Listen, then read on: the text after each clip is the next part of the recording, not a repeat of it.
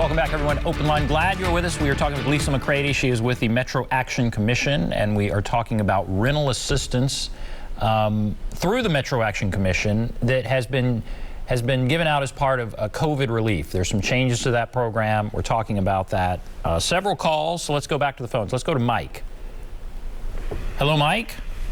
Hey, good evening, Ben, and good evening to the director of Metro Action Commission.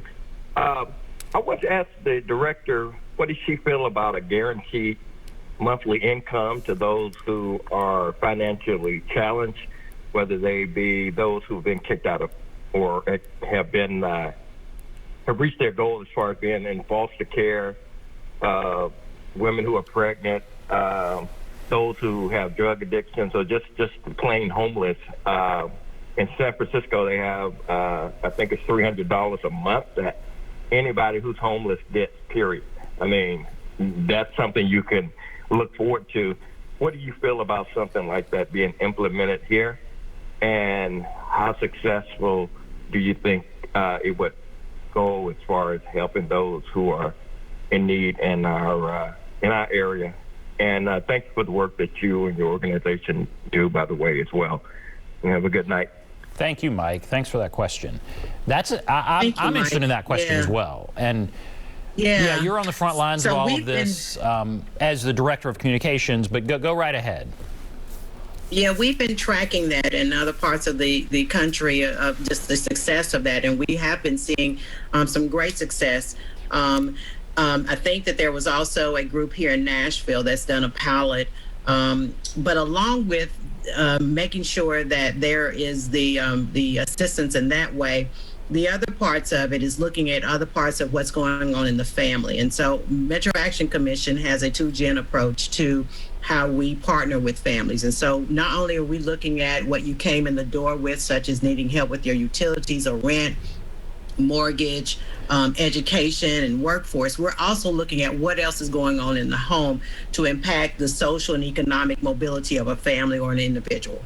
And so we're looking at things such as high demand industries and how to get certifications to adults so that they can begin to compete for those positions and have incomes to the point to where they don't even qualify for programs like ours anymore. That is the goal, to make an individual or to partner with an individual in such a way that they no longer qualify nor need public assistance programs or grant assisted programs like ours. And so I really think that that is a move in the right direction. I have heard a lot of great success with providing that level of support to someone, but it also takes some other things in place: childcare, transportation. And so if you come together in a really comprehensive way, I think that really helps to remove many barriers that individuals are sometimes facing, which is the only thing that prevents them from moving forward. You know, sometimes it's just being in the right place at the right time and being connected in such a way, having experience, certifications, having transportation, having childcare for your children while you're at work, you know, and those types of things, getting your GED so that you can go to college, and we help with that. And so I think that it really takes a lot of things, but to the point of Mike, I really believe that those types of programs does have a really good impact on families, coupled with other things that we can support. We've heard that poverty has gone down, childhood poverty has gone down because of some tax credits, I guess, government payments that have gone out from the federal level. What impact has this had on poverty in Davidson County to be paying rent in this time of COVID for so many people? What impact has it had on poverty in Davidson County? I think poverty, when you look at poverty, you also have to look at why is it going down? And so some of the data shows that it's going down, or you can see a slight decrease because people are moving out of Davidson County because they can't afford to live here. And so they're going to other counties. And so it's really, poverty is kind of moving around a little bit differently. So we're very resident in saying, or reserved in saying that poverty has gone down, because you have to look at, well, why is it gone down? what's going on. We are still fighting the good fight because we do believe that affordability and availability and wages, we want to be able to impact that. And we believe in impacting that with the various industries that are coming here in Davidson County, preparing a workforce to be able to have those jobs and to be able to afford to stay here. I am a native Nashvilleian. I went away to go to college and I came right back. But when I grew up here, Nashville is a different place now. It costs more to live here. The things that you would normally, wouldn't blink an eye at doing, it takes some thought and it takes some planning as it relates to, having a family and trying to just do things like, I don't know, go to the movies and then go to eat or things of that nature, and how things are costing differently, food, with the supply chain issues. And so we're looking at a lot of things here. So, and poverty is definitely one of them. And so we know that we have a long ways to go. We know that Nashville has done a great job in addressing it and saying that this is an issue and it is a priority. But there's still some things that we need to continue to do. When you look at this COVID response, and again, helping with rent during this period, putting $40 million into the economy, there are people that do want to see a guaranteed monthly income. Does this, what you've seen with paying rent and helping people during this time, has it impacted your opinion about a guaranteed monthly income?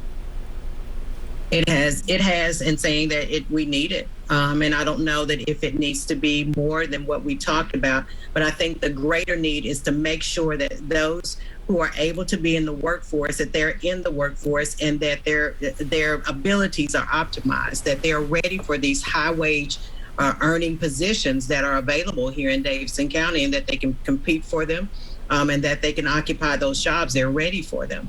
And so our workforce development initiative is very important to us, not just at the adult level, but also at the youth level. And so we have workforce development programs for our young people in the summertime, and then our older college age that are out of school, either graduated or they're taking a pause on college and just trying to make sure that they are able to compete in the workforce. We believe that there may be certification issues or education issues, those gaps that we're able to fill.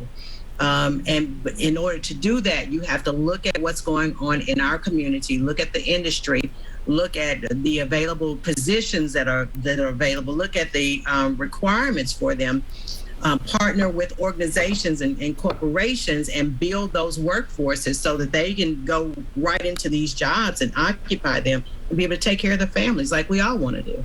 And let me ask you, because you're on the front lines of this, there are some who would push back and say a guaranteed monthly income. And I know that's not what we're here to talk about is this, this housing assistance. But you've been helping people. Metro Action Commission has been helping people all year.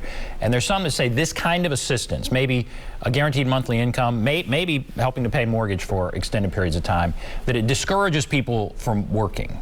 They get concerned when they see this kind of money being poured in and kind of used to help pay bills. What do you say if you hear people say this discourages work and I don't like this? I would say that that's absolutely inaccurate. And what I see every day are people who are trying to work and are working in many cases every day. With this rental assistance program, many have returned to work and they're trying to get back to normal, but having $10,000 on the ready to be able to satisfy past due rent, they don't have that. So anything that helps to level the playing field, which I believe that that type of program would do, helps with sustaining and helps with doing what we all want to be. We want to be able to go home and we want to be able to flip on the light switch and not worry about if it's going to come on. We want to be able to come down the street and be able to see our porch light, which is the indication that our power is still working. We want to do all of that, all of us. But my bill usage is just the same as someone who doesn't make what I make. But the impact of their bill and their income is much more than it would be for me. And so having things that help fill those gaps, these are gap fillers. That we should want every human being to have. Should want every human being to be able to eat, to be able to sleep in a safe environment, to be able to flip on the switch, to not have to make a decision between am I going to eat or am I going to buy medicine. These are very real decisions that people are making every day, and it should not be so. And so if we have the ability as a community, as a nation, to fill those gaps, I think that is the position that we need to stand in. And do you think there are a lot of people that don't understand the need that is out there? I don't, because the pandemic has done several things. It's been catastrophic, but it also has been very telling. And I think that because everybody has been impacted in some way. I'll go back to the toilet tissue situation. Nobody could get it. Nobody could get some other thing. Who thought that toilet paper and paper towels were going to be the things that you would have to line up and kind of wait and make sure that you're, lining yourself up with the stock person and all that good stuff? We all had a period of time where we couldn't get the very necessity, the very bare necessities that we needed. And so what I think it did was open the eyes to people who may not have paid attention to that perspective before. And so I think that it really has changed the perspective of a lot of individuals and seeing this with eyes wide open and not from the tainted view of what has been characterized in the past of what a person in poverty looks like. The faces have changed, the situations have changed. And so I really think that coming out of the pandemic into this next level of whatever we're going with COVID, it really has opened the eyes of many. Interesting. All right, we'll take a break. There are more calls, so hold on the line. Surely others will get your call. And if you want to call in, there's a number, 615-737-PLUS, 615-737-7587. We'll take a break. Be back right after this.